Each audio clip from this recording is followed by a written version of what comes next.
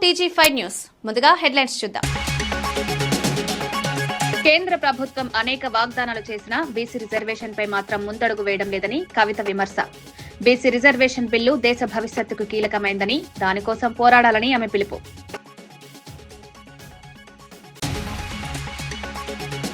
రాజమౌళిని జైల్లో పెట్టాలి, ఆయన సినిమాను బహిష్కరించండి అన్న రాజాసింగ్. హనుమంతుడిపై రాజమౌళి వ్యాఖ్యల దుమారం.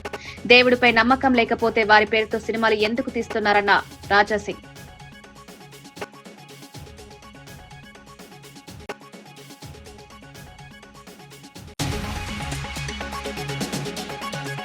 విద్యార్థుల చేతిలోనే భవిష్యత్తు, కష్టపడితేనే విజయం మీ సొంతమన్న నారా భువనేశ్వరి.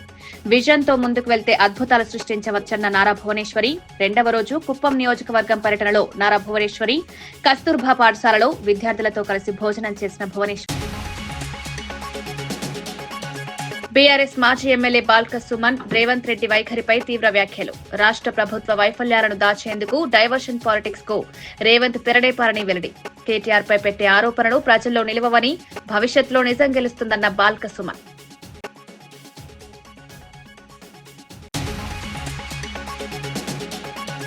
వైఎస్ఆర్సీపీ మాజీ ఎమ్మెల్యేపై మంత్రి దుర్గేష్ ఘాటు కౌంటర్. వేదిక ఎక్కడైనా సిద్దమని మాజీ ఎమ్మెల్యే వ్యాఖ్యలకు దుర్గేష్ వార్నింగ్. ప్రజల ముందే నిజాలు చెప్తా, మిడిమిడి మాటలు ఆపంటన్న మంత్రి. భువనగిరి ఎంపీ చామల కిరణ్ కుమార్ రెడ్డి కేటీఆర్ పై జరుగుతున్న విచారణ ప్రక్రియపై స్పందించారు. విచారణకు పూర్తిగా సహకరించడం ఏ రాజకీయ నేతకైనా ప్రాథమిక బాధ్యత అని పేర్కొన్నారు. బండి సంజయ్ చేసిన వ్యాఖ్యలు ప్రస్తావిస్తూ ఆరోపణలు ఎదుర్కొంటున్న నేతలు విచారణను తప్పించుకునే ప్రయత్నాలు చేయకూడదని సూచించారు. చట్టపరమైన ప్రక్రియలకు గౌరవం ఇవ్వడం రాజకీయాల కన్నా పెద్దదని స్పష్టం చేశారు.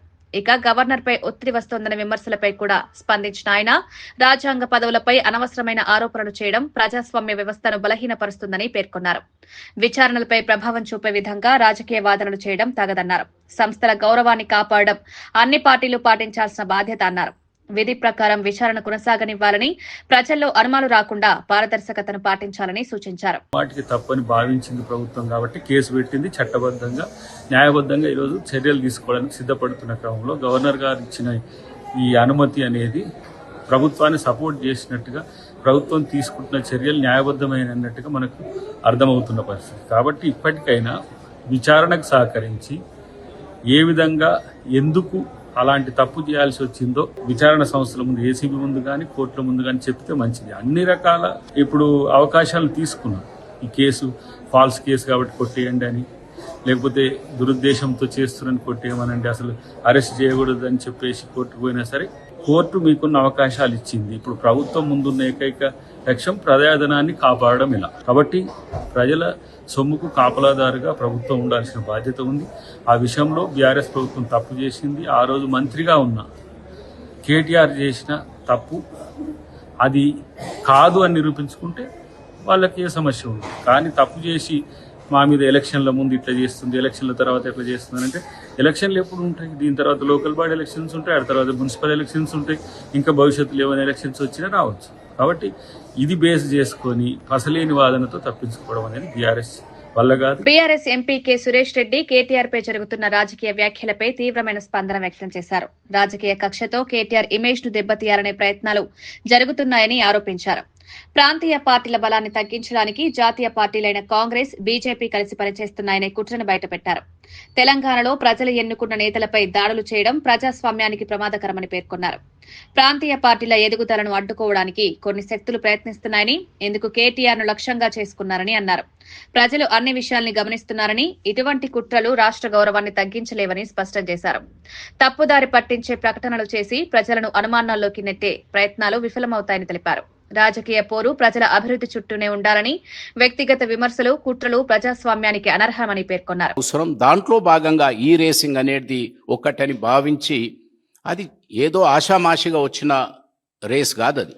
ఎందుకంటే ప్యారిస్, న్యూయార్క్, రోమ్ ఇటువంటి ప్రాంతాల్లో అటువంటి అంతర్జాతీయ సిటీస్తో పాటు హైదరాబాద్ అనే పేరు వస్తే మరి హైదరాబాద్ బ్రాండ్ ఎంత బలంగా మరి ఆ రోజు వచ్చాదనే విషయాన్ని కూడా మనం అందరం గమనించాం. అయితే బాధ ఏంటంటే రాజకీయ కక్షతో ఒక పార్టీని వీకన్ చేయాలని ఆ కుట్రతో మీరు రాష్ట్ర అభివృద్ధినే మరి ఈ రోజు కుంటుపడే విధంగా మీరు ప్రయత్నం చేస్తున్నారు. దీనికి ఉదాహరణ నేను చెప్తాను. ఆ రోజు ఫార్ములా ఈ రావటంతో సుమారు 700 నుంచి 800 కోట్ల అంటే అదనపు బెనిఫిట్స్ ఆ రోజు రాష్ట్రానికి వచ్చాయి. రాష్ట్రం ఒక ఈవీ మ్యానుఫ్యాక్చరింగ్ హబ్గా మారుతున్న వాతావరణం ఆ రోజు కేటీఆర్ గారి నాయకత్వంలో ఒక మంచి వాతావరణాన్ని దేశంలో అందరూ కూడా హైదరాబాద్ వైపు చూసే విధంగా మరి ఒక వాతావరణానికి అది గతంలో ఐటీఐఆర్లో కానీ ఈరోజు సెమీకండక్టర్ పాలసీస్ కూడా ఇవి రెండు కూడా కేంద్ర ప్రభుత్వానికి సంబంధం ఉన్న పాలసీసు.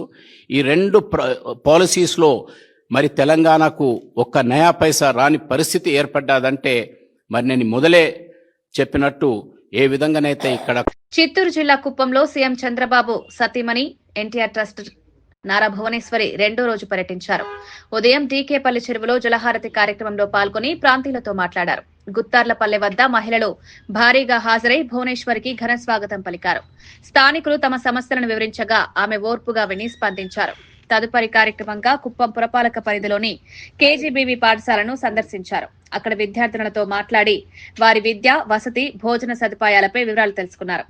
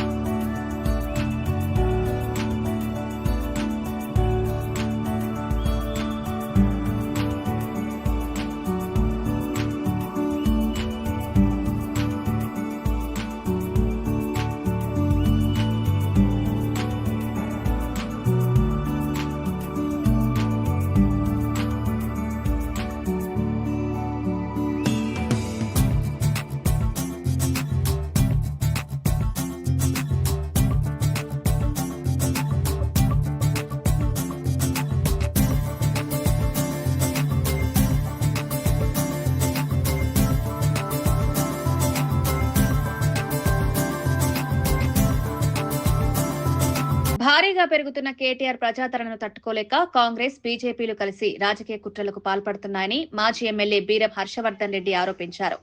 ప్రజల్లో ఉన్న ఆదరణను తగ్గించుకునేందుకు ఇద్దరు జాతీయ పార్టీలు కుమ్మక్కై కేటీఆర్ ప్రతిష్టను దెబ్బతీయాలనే దుష్ప్రచారంలో నిమగ్నమయ్యారన్నారు. ప్రజలు ఎవరిని నమ్ముతున్నారో, ఎవరిని తమ నాయకుడిగా చూస్తున్నారో చూసే కొద్దీ రాజకీయ ప్రయోజనాల కోసం కొన్ని శక్తులు తప్పుడు కథనాలు సృష్టిస్తున్నాయన్నారు. అభివృద్ధికి అడ్డం వేయాలనే ఉద్దేశంతో వ్యక్తిగత దాడులు, బూటకు ఆరోపణలు చేస్తూ కేటీఆర్ను లక్ష్యంగా చేసుకుంటున్నారని విమర్శించారు. తెలంగాణ గౌరవాన్ని దెబ్బతీసేటువంటి రాజకీయాలు నిలబడవని, ప్రజలు ఈ కుట్రలను గమనిస్తున్నారని పేర్కొన్నారు. నిజాయితీతో పనిచేసే నేతలను ప్రజలు ఎప్పుడూ గౌరవిస్తారని, అసత్య ప్రచారాలు ఎంత చేసినా నిజం ముందు నిలవలేవని స్పష్టం చేశారు. ప్రజాధనం గాని ఏది గాని దుర్వినియోగం కాలేదు. కేవలం ప్రజల్లో బీఆర్ఎస్ పార్టీ పెరుగుతున్నటువంటి ఆదరణను చూసి ఓర్చుకోలేక కేటీఆర్ గారి పట్ల ప్రజల్లో పెరుగుతున్నటువంటి ఆదరణ, ప్రేమ, ఆప్యాయతను ఏ విధంగానేటువంటి తగ్గించాలనే కుట్రతో ఈరోజు బీజేపీ మరియు కాంగ్రెస్ రెండు కలిసి చేస్తున్నట్టు కుట్ర అని కూడా చెప్తా ఉన్నాం. మేము దీనికి ఖచ్చితంగా పోరాటం చేస్తాం. బీఆర్ఎస్ పార్టీ తరఫున అందరం కూడా కేటీఆర్ గారు వెంట ఉండి ప్రభుత్వం పెట్టే ఎన్ని అక్రమ కేసులనైనా సరే ఎదుర్కొంటామని చెప్తాం. ఇందులో ప్రజా ప్రయోజనం లేదు. పబ్లిక్ ఇంట్రెస్ట్ లిటిగేషన్ అనేది కాదు. ఇది కేవలం పొలిటికల్ ఇంట్రెస్ట్ తో కాంగ్రెస్, బీజేపీలో ఒక రాజకీయ ఇంట్రెస్ట్ తో పెట్టున్నటువంటి అక్రమ కేసు. కాబట్టి ఇలాంటి ఎన్ని కేసులు పెట్టినా సరే ఖచ్చితంగా మేము పోరాడతాం. Scheduled tribal cooperative development corporation limited chairman doctor Tejavath Bellaiah Naik ఎన్నికల వ్యవస్థపై వస్తున్న చర్చల నేపథ్యంలో కీలక వ్యాఖ్యలు చేశారు. మాజీ జడ్జిలు, మాజీ బ్యూరోక్రాట్లు చేసే విమర్శలకు ప్రత్యుత్తరంగా మాట్లాడిన ఆయన విమర్శలు చేయాల్సింది వేరే దిశలో ఉందని స్పష్టం చేశారు. ఎన్నికల కమిషన్ ను బలహీనపరిచింది మోడీ నాయకత్వమేనని, నిజమైన ప్రశ్నలు అక్కడే లేవనెత్తాలన్నారు. ఎన్నికల కమిషన్ స్వతంత్రత దేశ ప్రజాస్వామ్యానికి ప్రాణాధారమని, దానిపై ఒత్తిడులు పెరిగితే ఎన్నికల నిష్పక్షపాతత దెబ్బతింటుందన్నారు. ప్రజాస్వామ్య వ్యవస్థను కాపాడడానికి రాజ్యాంగ సంస్థల పట్ల గౌరవం తప్పనిసరి అని పేర్కొన్నారు. రాజకీయ ప్రయోజనాల కోసం మాజీ అధికారులు ఎంచుకున్న విమర్శల దిశ ప్రజలకు ఉపయోగపడదని తెలిపారు. అధికార దుర్వినియోగాన్ని ప్రశ్నించాలంటే కేంద్రంపై దృష్టి పెట్టాలని, ఎన్నికల న్యాయం కోసం సమాజం కలిసి నిలబడాల్సిన అవసరం ఉందని తేజావత్ వ్యాఖ్యానించారు. పద్ధతుల్లో ప్రతిపక్ష పార్టీలు మాట్లాడుతున్నాయనే అంశం, రెండోది ఎలక్షన్ కమిషన్ విలువను తగ్గించే పద్ధతిలో మాట్లాడుతున్నాయనేటటువంటి అంశం, మూడోది ప్రజాస్వామ్యాన్ని బలహీనపరిచే ప్రయత్నం చేస్తున్నారు అనేటటువంటి 3 అంశాలని ప్రస్తావించారు. వీళ్ళు రాసినటువంటి మేధావుల పట్ల కానీ మాజీ బ్యూరోక్రాట్ల పట్ల కానీ నాకు చాలా రెస్పెక్ట్ ఉన్నది. వీళ్ళు ప్రజాస్వామ్యాన్ని బలోపేతం కోసం రాస్తున్నారా, ప్రజాస్వామ్యాన్ని బలహీనపరిచేటటువంటి వ్యక్తులను ప్రశ్నించడం కోసం రాస్తున్నారా? ఇవాళ ఎలక్షన్ కమిషన్ స్వతంత్రతను కాపాడాలని కోరుకుంటున్నారా? ఎలక్షన్ కమిషన్ స్వతంత్రంగా ఉండకూడదు, మోడీ గారు చెప్పినటువంటి పద్ధతిలో నడవాలని కోరుకుంటున్నారా? గతంలో ఎన్నికల కమిషన్ చీఫ్ను అదేవిధంగా ఎన్నికల కమిషన్ సభ్యులను ఎన్నుకునేటటువంటి ప్రక్రియ సుప్రీంకోర్టు చీఫ్ జస్టిస్ టు ప్రధానమంత్రి ప్రతిపక్ష నాయకుడు ముగ్గురు కలిసి ఎన్నుకునేవాళ్ళు. ఆ ప్రక్రియను మోడీ గారు మార్చేసి అధికారంలో ఉన్నటువంటి ప్రధానమంత్రి, ఒక మంత్రి, సుప్రీంకోర్టు చీఫ్ జస్టిస్ను తీసేసి ప్రతిపక్ష నాయకుడు ముగ్గురు రాజకీయ నాయకుల చేతుల్లో పెట్టినటువంటి మాట వాస్తవం కాదా? ఇది ఎన్నికల కమిషన్ను బలహీనపరచడం కాదా? ఎన్నికల కమిషన్లో ఉన్నటువంటి అధికారుల నియామకం కేంద్ర ప్రభుత్వం చేతిలో తీసుకోవడం కాదా? ఎన్నికల కమిషను స్వతంత్రతను కోల్పోయి అధికారంలో ఉన్నటువంటి పార్టీకి అనుకూలంగా పనిచేసేటటువంటి వ్యక్తులను నియమించుకునేటటువంటి పద్ధతి కాదా? మరి అధికారులు, ఈ మాజీ బ్యూరోక్రాట్లు, సుప్రీంకోర్టు జడ్జిలుగా రిటైర్ అయినటువంటి వాళ్ళకి అవగాహన లేదా? ఎవరిని ప్రశ్నించాలి మీరు? ఓట్ల దొంగతనం జరుగుతుందని ఆధారాలతో సహా రాహుల్ గాంధీ గారు నిరూపిస్తూ ఉంటే ఆ ఆధారాలను ఎంక్వైరీ చేసి ఇది తప్పుడు ఆధారాల వాస్తవాలా అని తేల్చాల్సినటువంటి ఎన్నికల కమిషను అది చేయకుండా మరింత విచ్చలవిడితనంతో కేంద్ర ప్రభుత్వం తీసుకుంటుంది. మంత్రి కందుల దుర్గేష్ మాజీ వైసీపీ ఎమ్మెల్యే శ్రీనివాస్ నాయుడు వ్యాఖ్యలపై కఠినంగా స్పందించారు. మీరు గత ప్రభుత్వంలో ఏం చేశారో, మేమిప్పుడు ఏం చేస్తున్నామో ప్రజలకు స్పష్టంగా వేదికపైన చర్చకు సిద్దమని దుర్గేష్ స్పష్టం చేశారు. మిడిమిడి జ్ఞానంతో మాట్లాడి ప్రజల్లో చులకనకు గురికావద్దని హితవు పలికారు. ప్రజల అభివృద్ధి కోసం ప్రభుత్వం చేస్తున్న పనులను తప్పుదారి పట్టించే ప్రయత్నాలు చేయడం అనవసరమన్నారు. రాష్ట్రానికి మేలు చేసే నిర్ణయాలను ప్రజలు చూస్తున్నారని, తప్పుడు విమర్శలకు తావులేదన్నారు. తనను లక్ష్యంగా చేసుకుని చేసే వ్యాఖ్యలన్నీ బాధ్యత రహిత్యం వల్లనే వస్తున్నాయని మంత్రి దుర్గేష్ పేర్కొన్నారు. అభివృద్ధి, సంక్షేమం, పారదర్శకత విషయంలో ప్రభుత్వం ఏం చేస్తుందో ప్రజలు గమనిస్తున్నారని దృఢంగా చెప్పారు. 100 పడకల హాస్పిటల్గా దాన్ని అప్గ్రేడ్ చేయడానికి బిల్డింగ్ కన్స్ట్రక్షన్ కావాలి, బెడ్స్ కావాలి. వాటితో పాటు ముఖ్యంగా రికరింగ్ ఎక్స్పెండిచర్ ఏదైతే ఉంటుందో దాన్నే హెచ్ఆర్ ఎక్స్పెండిచర్ అంటారు. ఆ రికరింగ్ ఎక్స్పెండిచర్ ఎందుకు మనకి శాంక్షన్ అవ్వాలంటే, బిల్డింగ్ కట్టేసి రూములు తయారు చేసుకుని డాక్టర్లను రిక్రూట్ చేసుకోలేదనుకోండి, పారామెడికల్ సిబ్బందిని రిక్రూట్ చేసుకోలేదనుకోండి, ఏంటి దానివల్ల ప్రయోజనం? పారామెడికల్ సిబ్బంది ఉండాలి, డాక్టర్లు ఉండాలి అంటే దానికి పూర్తి స్థాయిలో హెచ్ఆర్ అనుమతి రావాలి. అంటే జీతాలు చెల్లించే కార్యక్రమాన్ని ప్రభుత్వం చేపట్టినప్పుడే దానికి పూర్తి స్థాయి అనుమతులు వచ్చినట్టు. వారు ఏదో కేంద్ర ప్రభుత్వం నుంచి మేము తీసుకొచ్చాం, ఆ రోజున వచ్చేసింది, శాంక్షన్ అయిపోయిందంటే ఎక్కడ శాంక్షన్ అయిందో మీరు పేపర్లు తీసుకురండి.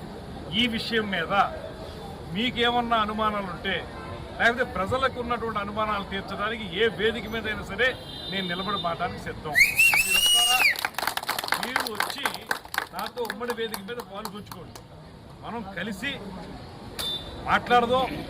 ఏ ఘర్షణ వద్దు, ఏ ఇబ్బంది వద్దు, ప్రజలకు అర్థమయ్యేలా చెప్తాం. ఎప్పుడైనా సరే అనుమతులు అనేవి, అనుమతుల్లో కూడా అడ్మినిస్ట్రేటివ్ శాంక్షన్ ఉంటుంది ఒకటి, ఫైనాన్షియల్ శాంక్షన్ ఉంటుంది ఒకటి. అడ్మినిస్ట్రేటివ్ శాంక్షన్ వచ్చినంత మాత్రం దేనికి సరిపోదు. ఫైనాన్షియల్ శాంక్షన్ కూడా జరిగినప్పుడే దానికి పూర్తి స్థాయిలో అనుమతులు వచ్చినట్టు. అదేవిధంగా హాస్పిటల్కి సంబంధించి ఎప్పుడైనా కూడా హెచ్ఆర్ పాలసీ క్రియేట్ అయిన తర్వాతే వాళ్ళు ఉద్యోగస్తులకు వచ్చేటువంటి రికరింగ్ ఎక్స్పెండిచర్ ఏదైతే ఉంటుందో దానికి అనుమతులు తెచ్చుకున్న తర్వాత మాత్రమే దాన్ని హాస్పిటల్ని మనం అప్గ్రేడ్ చేసినట్టుగా పూర్తి స్థాయిలో అనుకుంటాం. ఊరికే ఎవరినో కాంట్రాక్టర్కి డబ్బులు దొబ్బపెట్టడానికో, లేకపోతే ఏదో రకంగా ఇతరతర కార్యక్రమాలు చేయడానికో మీరు ఏదో తెచ్చేవనేటువంటి మాట చెప్పినంత మాత్రం సరిపోదు. దాంతోపాటు ఆయన ఒక అడుగు ముందుకేసి మాజీ ఎమ్మెల్యే గారు ఆయనకి మరికి ఏ రకంగా నేను ఎంతకాలం నుంచి రాజకీయాల్లో తిరిగానో, ఎంతకాలం నుంచి రాజకీయాల్లో ఉన్నానో, విద్యార్థి దశ నుంచి రాజకీయాల్లో ఉన్న విషయం ఆయనకు తెలుసు వారి తండ్రి గారి ద్వారా. అలాంటిది మరి ఆయన కొత్తగా ఎమ్మెల్యే అనేటువంటి పదం ఉపయోగించాడు. ఆయన మాజీ ఎమ్మెల్యే గండ్ర వెంకటరమణారెడ్డి రేవంత్ రెడ్డి వైఖరిపై తీవ్రంగా స్పందించారు. కేటీఆర్ పై కక్ష సాధింపు చర్యలను ప్రభుత్వం ప్రోత్సహిస్తోందన్నారు. గతంలో ఏసీబీ విచారణకు కేటీఆర్ స్వయంగా హాజరై పూర్తి సహకారం అందించారని గుర్తు చేశారు. ఫార్ములా ఈ రేస్ పై ఎన్నో వివరాలు అప్పుడే విచారణ అధికారులకు సమర్పించబడినప్పటికీ ఇప్పుడు మళ్లీ కొత్తగా విచారించేదేమీ లేదని స్పష్టం చేశారు. కేటీఆర్ ప్రజల్లో పెరుగుతున్న ఆదరణను తగ్గించుకునేందుకు కావాలని ఈ చర్యలు చేపడుతున్నారని గండ్ర పేర్కొన్నారు. రాజకీయ ప్రయోజనాల కోసం వ్యక్తిగత వైరం నెట్టివేయడం రాష్ట్రానికి మంచిది కాదన్నారు. నేతలపై ఉన్న అనుమానాలు చట్టపరమైన మార్గాల్లోనే ఎదుర్కోవాలని, పారదర్శకత పేరుతో కక్షపూరిత చర్యలు చేయడం ప్రజాస్వామ్యానికి హానికరమని పేర్కొన్నారు. తెలంగాణ అభివృద్ధిలో కీలక పాత్ర పోషించిన కేటీఆర్ ను టార్గెట్ చేస్తే ప్రజలు సమాధానం చెప్తారని గండ్ర వెంకటరమణారెడ్డి హెచ్చరించారు. ఈరోజు మరి ఆనాడు సినీ నటుడు రజనీకాంత్ గారు వచ్చి వారు హైదరాబాద్ ఎయిర్పోర్ట్ లో దిగిపోతా ఉంటే నేను న్యూయార్క్ లో ఉన్నానా లేదు వేరే దేశంలో ఉన్నానా చాలా మంది మరి ప్రశంసలు పొందినటువంటి సందర్భంలో హైదరాబాద్ ఇమేజ్ ను మరింత పెంచాలనే ఉద్దేశంతో ఈరోజు ఈ రేసింగ్ నిర్వహిస్తే అందులో ఎలాంటి అవినీతి జరగలేదు, వచ్చినటువంటి డబ్బులు మాకు వచ్చినాయని వాళ్ళు చెప్తా ఉన్నారు. ఇక్కడ ఈ రేసింగ్ కార్యక్రమాలు జరుగుతూ ఉంటే ఈరోజు కేసీఆర్ గారిని, కేటీఆర్ గారిని ప్రభుత్వం కక్షపూరితంగా మరి గతంలో ప్రభుత్వం నిర్వహించినటువంటి దాంట్లో ప్రతి విషయంలో కూడా కమిషన్లు వేసిండ్లు. ఈరోజు కాళేశ్వరం మీద కమిషన్, ఎలక్ట్రిసిటీ దాని మీద కమిషన్, ఈరోజు కార్ రేస్ విషయంలో కూడా ఇలాంటి కక్షపూరితమైనటువంటి మరి చర్యలను భారత రాష్ట్ర సమితి తీవ్రంగా ఖండిస్తున్నది. ఖచ్చితంగా మా యొక్క నాయకుడు నిజాయితీగా, నిబద్ధతగా ఈ హైదరాబాద్ యొక్క ఇమేజ్ను పెంచడానికి చేసేటువంటి ప్రయత్నం తప్ప ఇలాంటిలో ఎలాంటి అవినీతి లేదు. ఇది కేవలం కేటీఆర్ గారిని భయపెట్టడానికో లేకపోతే భారత రాష్ట్ర సమితి మరి స్పీడ్ను కంట్రోల్ చేయడానికి చేసేటువంటి ప్రయత్నం తప్ప ఏం కాదు. భువనగిరి ఎంపీ చామల కిరణ్ కుమార్ రెడ్డి కేటీఆర్ పై జరుగుతున్న విచారణపై స్పందించారు. విచారణలపై రాజకీయ లాభ నష్టాలు కాకుండా నిజాలు బయటపడేందుకు సహకరించడం బాధ్యత అని పేర్కొన్నారు. బండి సంజయ్ చేసిన వ్యాఖ్యలు ప్రస్తావిస్తూ ఆరోపణలు వచ్చినప్పుడు దర్యాప్తుకు పూర్తిగా సహకరించడం నాయకుల నైతిక ధర్మం అని తెలిపారు. గవర్నర్ పై ఒత్తిడి తెస్తున్నామని వస్తున్న ప్రచారాలను ఆయన ఖండించారు. రాజ్యాంగ సంస్థలపై అనవసర ఆరోపణలు చేయడం ప్రజాస్వామ్య వ్యవస్థను దెబ్బతీస్తుందన్నారు. విచారణ ఏ దిశకు వంగకుండా సాగాలని, రాజకీయ ఒత్తిడులు, ప్రచారాలు దాని విశ్వసనీయతను దెబ్బతీయకూడదని స్పష్టం చేశారు. ప్రక్రియ నిష్పక్షపాతంగా నడిస్తే నిజానిజాలు వెలుగులోకి వస్తాయని, దర్యాప్తు ప్రక్రియను వక్రీకరించే ప్రయత్నాలు సమాజానికి హానికరమని వ్యాఖ్యానించారు. పక్కన కిషన్ రెడ్డి గారు అప్పుడు మంత్రిగా ఉన్నారు. ఏ రోజైనా రాష్ట్రంలో జరుగుతున్నటువంటి ఈ దోపిడీని అరికట్టే ప్రయత్నం మీరు చేయలేదు. చేయకపోగా ఆఖరికి ఆ పార్టీని టీ తీసేసి బీజేపీలో ఉన్న బీ పెట్టుకొని బీఆర్ఎస్ అయిపోయింది, భారతీయ రాష్ట్రీయ సమితి. మీరు నడిపిరు 10 సంవత్సరాలు ఈ రాష్ట్రాన్ని దోచుకోనికి 2 పార్టీలు కలిసి సంసారం చేసిన ఈ రాష్ట్రంలో. దోచుకున్నప్పుడు నిమ్మకు నీరెత్తినట్టుకురు. మరి మేము అనుకోవాల్సింది ఏంటి? వాళ్ళు దోచుకున్న దాంట్లో మీకు భాగస్వామ్యం ఇచ్చిరనా? ఈ రోజు కూడా ఒకటే చెప్తున్నాం మీకు. ఈ రోజు కేటీఆర్ గారి మీద గవర్నర్ గారు ప్రాసిక్యూషన్ ఇచ్చారు. అది 100 రోజుల తర్వాత ఇచ్చారు గవర్నర్ గారు. సరే, దానికి మేము గవర్నర్ గారిని మేము డెఫినెట్ గా అభినందిస్తున్నాం. ఎందుకంటే వారు మాకు ప్రముఖ సినీ దర్శకుడు ఎస్ఎస్ రాజమౌళి హనుమంతుడిపై చేసిన వ్యాఖ్యలు తీవ్ర వివాదానికి దారితీశాయి. ఓ కార్యక్రమంలో ఆయన చేసిన ఈ వ్యాఖ్యలపై గోషామహల్ బీజేపీ ఎమ్మెల్యే రాజాసింగ్ తీవ్ర స్థాయిలో మండిపడ్డారు. హిందువుల మనోభావాలను దెబ్బతీసిన రాజమౌళిని జైల్లో పెట్టాలని డిమాండ్ చేశారు. ఈ మేరకు రాజాసింగ్ ఓ వీడియోను విడుదల చేశారు. దేవుళ్లపై నమ్మకం లేనప్పుడు వారి పేరుతో సినిమాలు తీసి కోట్లాది రూపాయలు ఎందుకు సంపాదిస్తున్నారని రాజమౌళిని నిలదీశారు. ప్రభాస్ తో బాహుబలి సినిమా తీసి అందులో శివలింగాన్ని ఎత్తించి కోట్లు సంపాదించుకుని ఇప్పుడు హిందూ దేవుళ్లపై నమ్మకం లేదని మాట్లాడడం సరికాదన్నారు. హిందూ ధర్మంపై అభిమానం లేని రాజమౌళి సినిమాలను హిందువులంతా బహిష్కరించాలని పిలుపునిచ్చారు. వారణాసి సినిమా ప్రచారం కోసమే ఇలా మాట్లాడారా లేక నిజంగానే నాస్తికుల అనే విషయంపై రాజమౌళి స్పష్టతనివ్వాలని రాజాసింగ్ డిమాండ్ చేశారు. రాజమౌళి హిందూ దేవులను కించపరచడం ఇది మొదటిసారి కాదని, గతంలో రాముడు, కృష్ణుడిపై కూడా ఇలాంటి వ్యాఖ్యలు చేశారని గుర్తు చేశారు. ఇలాంటి దర్శకుడిపై హిందువులు ఫిర్యాదులు చేయాలని ఆయన కోరారు. నీకు ధర్మం పట్ల అభిమానం లేదు, మా దేవుళ్ళ పైన అభిమానం నీకు లేదు, నీ మూవీస్ ఎందుకు చూడాలి మా హిందువులు? బాహుబలి మూవీ తీసినావు, ఆ ప్రభాస్తోని శివలింగం లేపట్టినావు, దాంట్లో కోట్లు రూపాయలు సంపాదించుకున్నావు ఆ మూవీతోని, ఫస్ట్ పార్ట్, సెకండ్ పార్ట్తోని. మళ్ళా మా హిందూ దేవుళ్ళ పైన నీకు నమ్మకం లేదు. మా హిందువులకి ఒక మాట చెప్పాలంటున్నా, ఇది ఈ రాజమౌళిది ఇది ఫస్ట్ కామెంట్ కాదు. గతంలో కూడా భగవాన్ శ్రీకృష్ణ దాసులు అంటే ఉంటాయి కదా, 16,000 దాసులు కాదు లవర్ అని ఈ విధంగా ఆయన గతంలో కూడా కామెంట్ చేసిండు. మళ్ళా నాకు రాముడి పైన విశ్వాసం లేదు, రాముడి స్టోరీ బోరింగ్ స్టోరీ అని కూడా ట్వీట్ కూడా గతంలో చేసిండు. ఇప్పుడు హనుమంతు పైన కామెంట్ చేసిండు. నా హిందువులారకి ఒక నివేదిక చేస్తున్నా, ఇట్లాంటి ఫాల్తూ డైరెక్టర్, ఫాల్తూ ప్రొడ్యూసర్ పైన కంప్లైంట్ ఇవ్వండి. ఇట్లాంటి వ్యక్తులకి జైల్లో పడేస్తే అర్థమవుతుంది, హిందూ దేవుళ్ళ పైన కామెంట్ చేస్తే అసలు ఏమవుతుంది నా గతి అని ఈయనకి అర్థమవుతుంది. అదేవిధంగా ఈ ఫాల్తూ డైరెక్టర్ ప్రొడ్యూసర్ తీసిన మూవీ ఎవరు కూడా చూడకండి.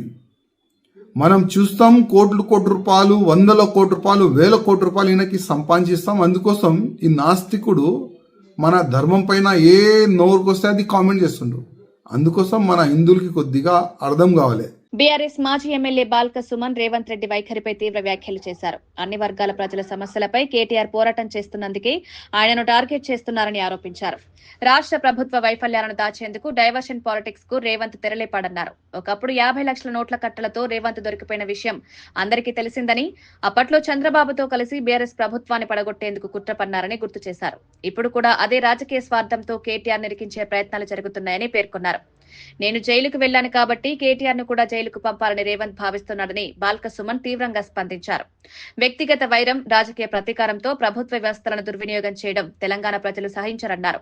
కేటీఆర్ పై పెట్టే ఆరోపణలు ప్రజల్లో నిలవవని, భవిష్యత్తులో నిజం గెలుస్తుందని బాల్క సుమన్ స్పష్టం చేశారు. ఎట్లన్నా చేసి జైలుకు పంపించాలి. గతంలో ఈయన జైలుకు పోయిండు. ఈయనేదో భారత స్వాతంత్ర సమరంలో పాల్గొని జైలుకు పోలే రేవంత్ రెడ్డి. ఈయనేదో తెలంగాణ ఉద్యమంలో రాష్ట్ర సాధన కోసం పోరాటం చేసి జైలుకు పోలే రేవంత్ రెడ్డి. ఎందుకు జైలుకు పోయిండు గతంలో రేవంత్ రెడ్డి అంటే 50 లక్షల నోట్ల కట్టలతో మా ఎమ్మెల్యేను కొని ఆనాడు వాళ్ళ గురువు అయినటువంటి చంద్రబాబు నాయుడుతో కలిసి ఇక్కడ ప్రభుత్వాన్ని పడగొట్టాలని కుట్ర చేసి దాంట్లో భాగంగా అడ్డంగా దొరికిపోయి ఆయన జైలుకు పోయిండు. అయినా ముఖ్యమంత్రి ఆనాడు రేవంత్ రెడ్డి, ఇవాల్టి ముఖ్యమంత్రి ఏదో గొప్ప ఘనకార్యం చేసినట్టు ఆనాడు తొడలు కొట్టుడు, మీసాలు తిప్పుడు, అహాకారాలు చేస్తూ గుడ్లు మెలేసి ఇట్లా పెద్దగా ప్రదర్శనలు చేస్తూ ఏదో డ్రామాలు చేసి ఏదో పోజులు కొట్టిండు. ఆనాడు ఆయన జైలుకు పోయిండు కాబట్టి ఇక ఎట్లన్నా చేసి కేటీఆర్ గారిని జైలుకు పంపించాలి, కక్ష తీర్చుకోవాలి. మరి ఆయన చేసింది తప్పుడు పనికి జైలు పోయిండు అనేటటువంటి ఆ పశ్చాత్తాపం ఆయన లోపల లేదు. నేను జైలుకు పోయినా కాబట్టి కేటీఆర్ని జైలుకు పంపించాలనేటటువంటి ఒక కుట్రపూరితమైనటువంటి ఆలోచనతో ప్రభుత్వంలోకి వచ్చిన తర్వాత నుండి మొదలుకొని వచ్చే డిసెంబర్ 9వ తేదీ వస్తే 2 సంవత్సరాలు అవుతుంది. ఇప్పుడు నవంబర్ నెలలో ఉన్నాం. ఒక నెల తప్ప 2 ఏళ్ల ప్రభుత్వ పాలన. ఈ ప్రభుత్వంలో వాళ్ళు ఇచ్చినటువంటి డిక్లరేషన్లు కానీ, 420 హామీలు కానీ, 6 గ్యారంటీలు కానీ ఏవి కూడా అమలు చేయకుండా కేవలం గత ప్రభుత్వం. తెలంగాణ బీజేపీ మహిళా మోర్చా అధ్యక్షురాలు శిల్పారెడ్డి రేవంత్ రెడ్డి కొత్తగా చేపట్టిన చీరల పంపిణీపై తీవ్రంగా స్పందించారు. మహిళలకు అసెంబ్లీ ఎన్నికల సమయంలో ఇచ్చిన వాగ్దానాలను దారి మళ్లించడానికే ఈ డ్రామా ప్రారంభించారని పేర్కొన్నారు. నెలకు 2500 ఇవ్వాలని చెప్పి ఇప్పటి వరకు ₹1 కూడా ఇవ్వలేదని విమర్శించారు. ఈ 23 నెలల్లో ఒక్కో మహిళకు 57,500 బాకీ పడిన పరిస్థితి ఏర్పడిందన్నారు. వాగ్దానం చేసిన డబ్బులు కానరాక చీరలతో మహిళలను మోసగించడానికి ప్రయత్నించడాన్ని ఆమె ఖండించారు. రేవంత్ ఇచ్చిన చీరలు తీసుకోండి, కానీ పంచాయతీ ఎన్నికల్లో బుద్ధి చెప్పండి అని మహిళలకు ఆమె పిలుపునిచ్చారు. సాంప్రదాయాన్ని అవమానించొద్దని ఈ సందర్భంగా తెలియజేస్తున్నాం. ఈ రాష్ట్రంలో 1,68,00,000 మహిళలుంటే కేవలం 1,00,000 చీరలు మాత్రము మహిళలకు పంచుతా అంటున్నారు. మరి మిగతా 68 లక్షల మహిళలు మీ కోట ఇచ్చిన ఆడబిడ్డలకి మీరు ఎందుకు ఇవ్వడం లేదు? సారె పెట్టాలంటే దానికి ఒక సందర్భం ఉంటుంది. ఎందుకంటే సారె అనేది ఒక ప్రత్యేకత, దానికి ఒక అర్థం ఉంటుంది.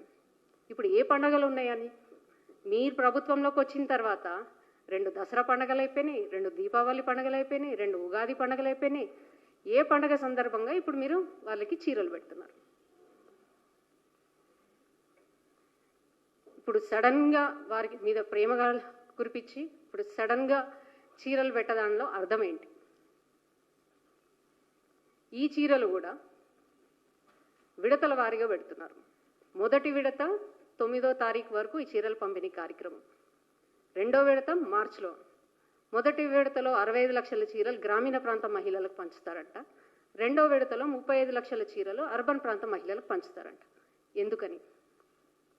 ఎందుకంటే డిసెంబర్ 15న గ్రామ పంచాయత్ ఎలక్షన్స్ నోటిఫికేషన్స్ విడుదల చేస్తున్నారు కాబట్టి, లోకల్ బాడీ ఎలక్షన్స్ దాని తర్వాత జరుగుతాయి కాబట్టి, మహిళల్ని మోసం చేయడానికి, మహిళల ఓటు బ్యాంకు కోసం ఒక కొత్త సబ్జెక్టు తెరపైకి తీసుకొచ్చి కొత్త డ్రామాని తెర అరంగేట్రం చేస్తున్నారు మళ్ళీ రేవంత్ రెడ్డి గారు.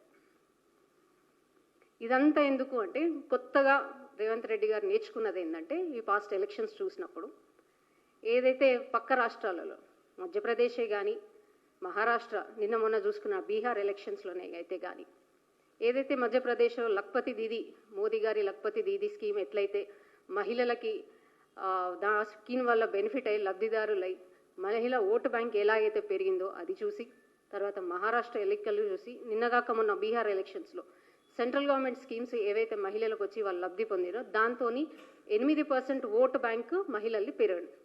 సో ఇవన్నీ బేస్ చేసుకొని నాకెందుకు ఆలోచన రావద్దు, నేనెందుకు చేయొద్దు అని చెప్పేసి ఒక సామెత ఉంటుంది చూడండి, నకల్ కర్నేకి వెళ్ళి అకల్కి జరూరత్ హే అన్నట్టు. నువ్వు ఇవ్వాలనుకుంటున్నావు బాగానే ఉంది, కానీ అది వాళ్ళకి ఉపయోగపడేలాగా వాళ్ళు ఫ్యూచర్లో వాళ్ళ కాళ్ళ మీద వాళ్ళు నిల్చునే విధంగా ఇస్తే బాగుంటుంది.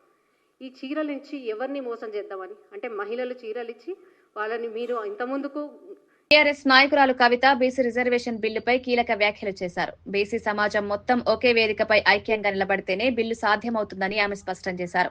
మాటలతో కాదు చర్యలతో ముందుకు వచ్చే సమయం ఇదేనని పేర్కొన్నారు. కేంద్ర ప్రభుత్వం అనేక వాగ్దానాలు చేసినా బీసీ రిజర్వేషన్ పై మాత్రం ముందడుగు వేయడం లేదని కవిత విమర్శించారు. బీసీల హక్కులకు అడ్డంకులు పెరుగుతున్నాయని, వీటిని అధిగమించడానికి అన్ని వర్గాలు ఏకతాటిపై రావాల్సిన అవసరం ఉందని ఆమె భావించారు. విద్య, ఉద్యోగాలు, రాజకీయాల్లో బీసీల పాత్ర పెరగాలంటే రాజ్యాంగబద్దమైన రక్షణ అవసరమన్నారు. రాజకీయ పార్టీలు కాదు, ప్రజాస్వామ్యం కలిసే ఈ పోరాటాన్ని ముందుకు నడపగలరని కవిత అన్నారు. బీసీ రిజర్వేషన్ బిల్లు దేశ భవిష్యత్తుకు కీలకమైందని, దానికోసం అకంఠితంగా పోరాడాలని ఆమె పిలుపునిచ్చారు. ఇప్పుడు ట్యాంక్ బండ్ మీద పెడతాం, అసెంబ్లీలో పెట్టమని ట్యాంక్ బండ్ మీద పూలే గారి విగ్రహం పెడుతుంది. సరే మంచిదే, హైదరాబాద్ నగరం నడిపోటున ట్యాంక్ బండ్ మీద పూలే గారి విగ్రహం వస్తుంది. ఆ తర్వాత రెండోది ఏం అడిగినాం, అమ్మ సావిత్రిబాయి గారి జన్మదినాన్ని మీరు అఫీషియల్గా చేయండి, మహిళా దినోత్సవంగా చేయండి, మహిళా టీచర్స్ దినోత్సవంగా అని చెప్పి ఆ రోజు వేలాది మందితో ట్యాంక్ బండ్లో దీక్ష చేస్తామంటే, రేపు దీక్ష అంటే ఇవాళ ముందు రోజే ఆగమాగం ప్రకటించేసారు సావిత్రిబాయి పూలేది. ఇప్పుడు ప్రతి జనవరి 3వ తారీఖు నాడు అఫీషియల్గా మహిళా ఉపాధ్యాయ దినోత్సవంగా చేస్తామని చెప్పి ప్రభుత్వం. అంటే మీరు ఆలోచన చేయాలి బీసీ బిడ్డలారా, మనం అడగలేదు ఇన్ని రోజులు, అడిగితే కదులుతున్నారు. మనం మెల్లగా అడిగితే మెల్లగా కదులుతారు, గట్టిగా అడిగితే తొందరగా కదులుతారు. కాబట్టి గట్టిగా అడగాలంటే బలం ఉండాలి. మీరందరూ రైతులు, మీరందరూ ఊర్లలో వ్యవసాయ పనులకు దగ్గర ఉండేటోళ్ళు. మనం తాడు వేస్తామన్నా, తాడు వేస్తాం, ఒక చిన్న గరకతోనవుతుందా తాడు? అనేక గరకలు కలిపి పెడితే ఒక తాడు అవుతుంది. ఆ తాడు చాలా బలంగా ఉంటుంది, దాంతో మనం ఏమైనా చేయొచ్చు. నా రిక్వెస్ట్ మీ అందరితో ఏంటంటే, వీడు చిన్నోడు వాడు పెద్దోడు, వీడి కులం వాడు ఆ కులం, ఈమె ఆడమనే కదా ఈమెతో ఏమవుతుంది ఆయనతో ఏమవుతుంది, ఇట్లా దయచేసి ఆలోచన చేయకండి. అందరినీ కలుపుకోండి, అందరినీ బలవంతంగా రప్పించండి. రప్పించి ఉద్యమాలు చేసినప్పుడు మాత్రమే ఇది సాధ్యమైంది. వార్తలు ముగించే ముందు ముఖ్యాంశాలు మరోసారి. కేంద్ర ప్రభుత్వం అనేక వాగ్దానాలు చేసినా బీసీ రిజర్వేషన్ పై మాత్రం ముందడుగు వేయడం లేదని కవిత విమర్శ. బీసీ రిజర్వేషన్ బిల్లు దేశ భవిష్యత్తుకు కీలకమైందని, దానికోసం పోరాడాలని ఆమె పిలుపు.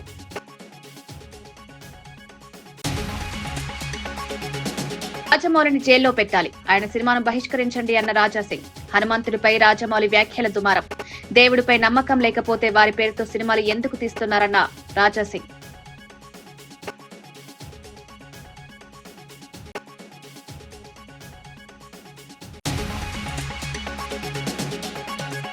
విద్యార్థుల చేతిలోనే భవిష్యత్తు, కష్టపడితేనే విజయం మీ సొంతమన్న నారా భువనేశ్వరి. విజన్ తో ముందుకు వెళ్తే అద్భుతాలు సృష్టించవచ్చన్న నారా భువనేశ్వరి. 2వ రోజు కుప్పం నియోజకవర్గం పర్యటనలో నారా భువనేశ్వరి కస్తూర్బా పాఠశాలలో విద్యార్థులతో కలిసి భోజనం చేసిన భువనేశ్వరి. బీఆర్ఎస్ మాజీ ఎమ్మెల్యే బాల్క సుమన్ రేవంత్ రెడ్డి వైఖరిపై తీవ్ర వ్యాఖ్యలు. రాష్ట్ర ప్రభుత్వ వైఫల్యాలను దాచేందుకు డైవర్షన్ పాలిటిక్స్ కు రేవంత్ తెరడేపారని వెల్లడి. కేటీఆర్ పై పెట్టే ఆరోపణలు ప్రజల్లో నిలవవని, భవిష్యత్తులో నిజం గెలుస్తుందన్న బాల్క సుమన్.